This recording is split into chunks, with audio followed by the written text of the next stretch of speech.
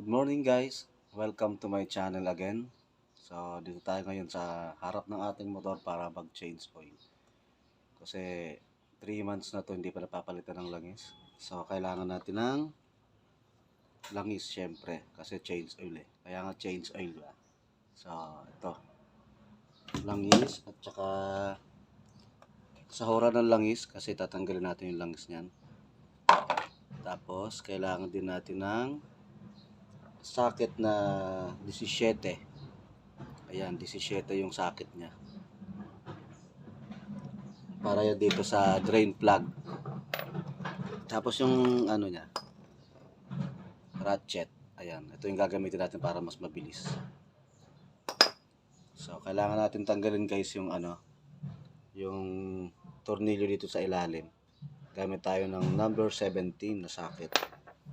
So, madali lang to guys. Kaya yung mga gustong matuto mag-change oil ng kanilang mga motor, so panoorin nyo to. Para hindi na kayo pupunta sa mga shop para magpa-change oil. So, magbabayad pa kayo doon. Tapos pipila pa kayo kung meron silang mga customer. So, ito, saglit lang. Panoorin nyo lang to.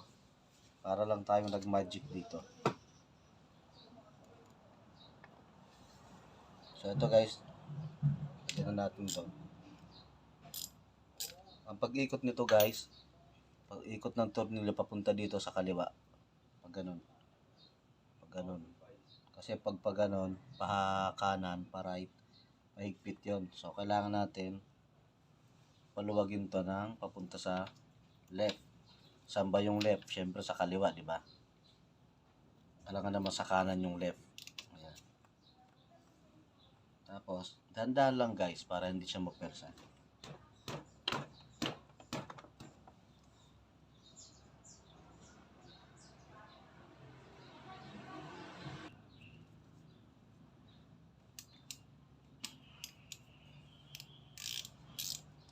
Yan, lumuwag na guys. Oh, ang lambot lang.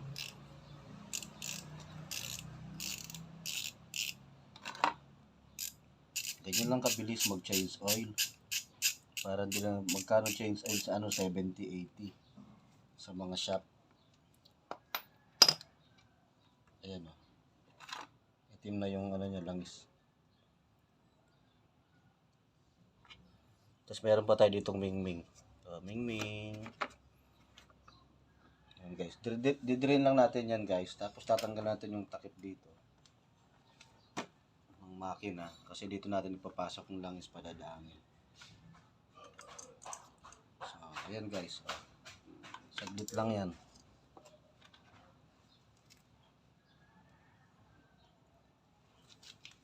Parang tayong basahan.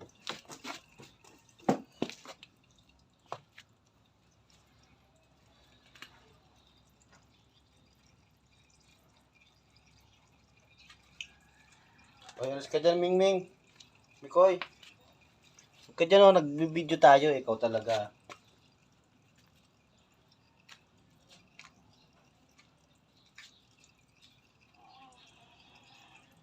Pasok ka dun sa loob.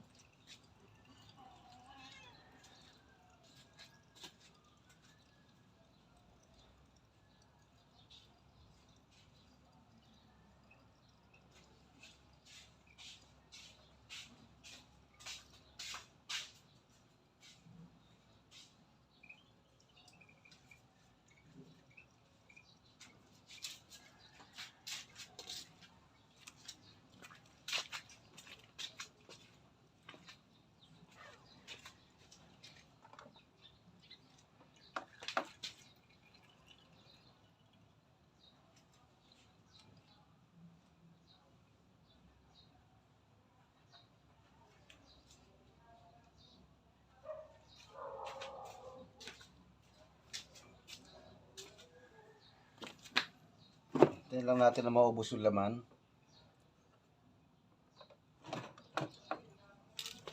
So, yung laman nito guys, ganitong motor, Honda Wave 125. So, ano lang siya, 800 ml lang nilalagay dito. So, ito 1000 ml, 1 litro. So, bawasan natin to, hindi natin naubusan. Siguro hanggang dito lang siya.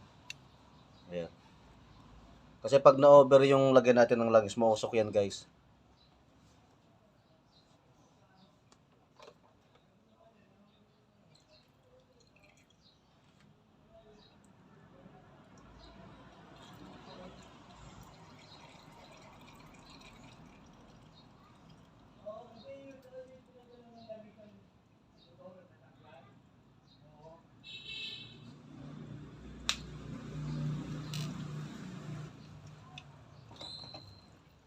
Kailangan yung galaw-galawin yan para maubos talaga yung laman niya.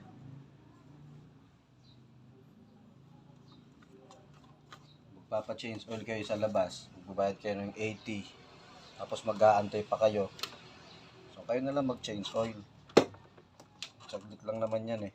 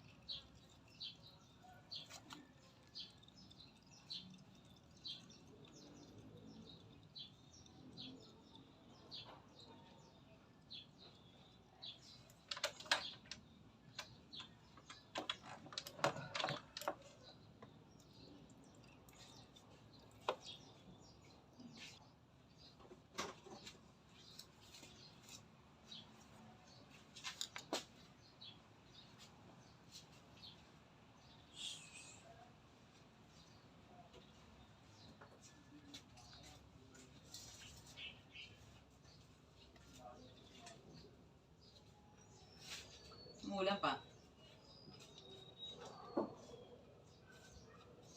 Ah.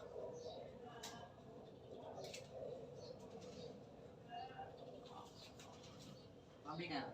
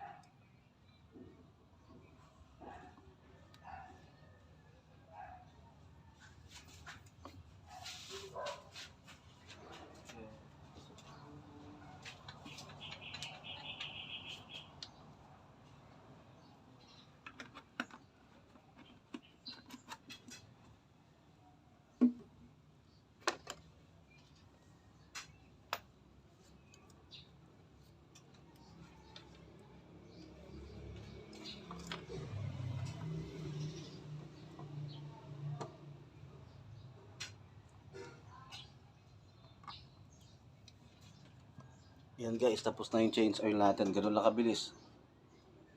Maraming salamat sa inyo guys. So, ayan, please subscribe sa channel ko guys. Yung mga hindi pa nakasubscribe dyan.